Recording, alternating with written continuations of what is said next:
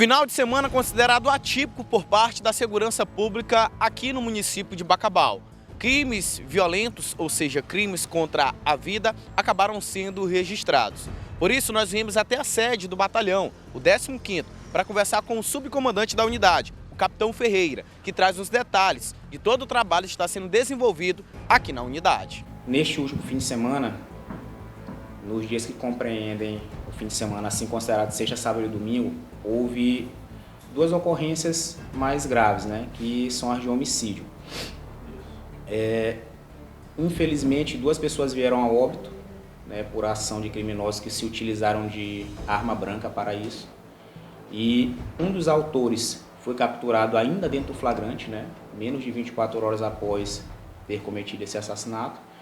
E o outro ainda encontra-se em destino ignorado, porém as guarnições continuam as buscas.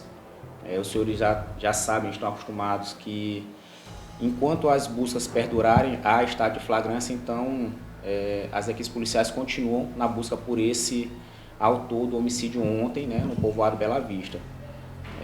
Nos últimos 15 dias, os senhores têm acompanhado, aconteceram alguns homicídios na cidade, nós contabilizamos 5 aí num espaço de tempo mediano. Então, vocês acompanham, vocês sabem que de tempos em tempos acontece esse tipo de situação. O que? Nós saímos de um estado de normalidade, em que não estão acontecendo homicídios, e aí acontecem 2, 3 homicídios sequenciais, e aí prisões são efetuadas, alguns elementos acabam tombando em confronto quando escolhem não serem presos, e aí volta aquele estado de normalidade, Então, eu tenho certeza que esse é só mais um desses momentos que custam acontecer. Aí acontecem 2, 3, 4 homicídios e depois tudo volta à normalidade. Então, desses 5 homicídios aí que nós contabilizamos nesses últimos dias, praticamente a metade, 2 deles foram através de arma branca, faca. São crimes difíceis de serem, além de previstos, evitados, mas nós estamos trabalhando e vamos continuar trabalhando para a prisão dos autores e levar esses autores a responderem pelos seus atos, Um crime que ocorre com uma faca, com um facão, com uma foice, é um crime, como dito, difícil, até porque muitas pessoas, praticamente todas as pessoas, têm acesso a esses instrumentos. Então, o que nós poderíamos fazer nesses casos em que se usa essas armas de fogo? Proibir uma pessoa de portar uma faca em casa? Isso daí é inimaginável, Os bares da cidade todos comercializam bebida em recipientes de vidro. O que nós vamos fazer? Proibir? Claro que não. Então, realmente são crimes um tanto quanto difíceis de serem evitados nessas circunstâncias. Porém, seguimos trabalhando, como já efetuamos a prisão de um no sábado de manhã, cedo.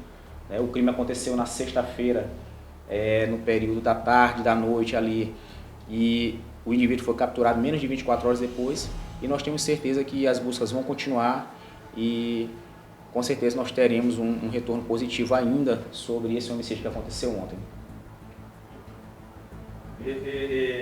Capitão, vale ressaltar também que esses crimes não têm uma sequência nem ligação de um com o outro, são motivos diferentes. Sim, vejam que, como vocês puderam observar naquelas imagens do homicídio que aconteceu na sexta-feira, o indivíduo já vinha falando, as imagens mostram que ele vinha acompanhando a vítima pela rua, uma espécie de discussão, ainda houve uma luta corporal, e ele se utilizou de uma arma branca para tirar a vida daquela vítima, Inclusive, muitas pessoas comentando que era uma boa pessoa, que era uma pessoa de bem, e ele teve a vida ceifada por aquele indivíduo utilizando-se de uma faca. Ontem, da mesma forma, houve um desentendimento, um indivíduo se utilizando de uma faca. A primeira informação que chegou aqui teria sido com um recipiente de vidro, aí depois foi confirmado que se tratava de uma faca, o indivíduo utilizou uma faca e novamente tirou a vida de uma outra pessoa utilizando essa arma branca. Então, como dito, são situações que são difíceis de serem evitadas. Imaginemos, tem 2 pessoas bebendo juntas, há um desentendimento, um pega um casco, ou então vai em casa, busca uma faca, como que a polícia militar, nesse caso, por exemplo, pode evitar que esse homicídio se consume, né? É diferente, por exemplo, de um homicídio em que se usa uma arma de fogo, em que um indivíduo está circulando, já é uma figura conhecida da polícia, e está circulando com essa arma de fogo e usa essa arma de fogo para tirar a vida de alguém.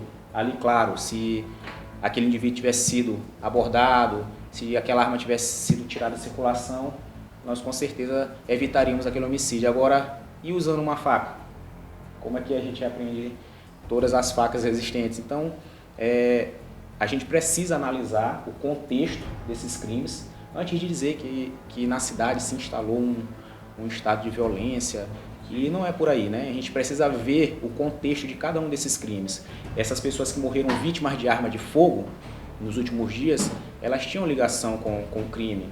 São pessoas conhecidas como integrantes de facções. Então, como nós já conversamos, de tempos em tempos acontece isso. Há uma morte de um faccionado, há uma retaliação, uma vingança de um outro faccionado, de uma outra facção.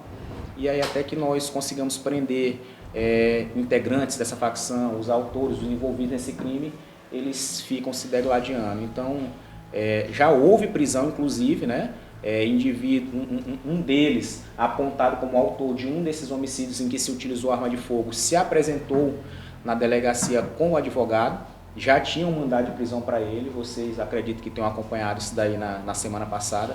Então, aquela apresentação aconteceu graças à pressão da polícia nas ruas, abordando, procurando por esses autores. Então, ele fez a escolha certa e se apresentou antes de tentar confrontar com a polícia, como provavelmente ele iria fazer.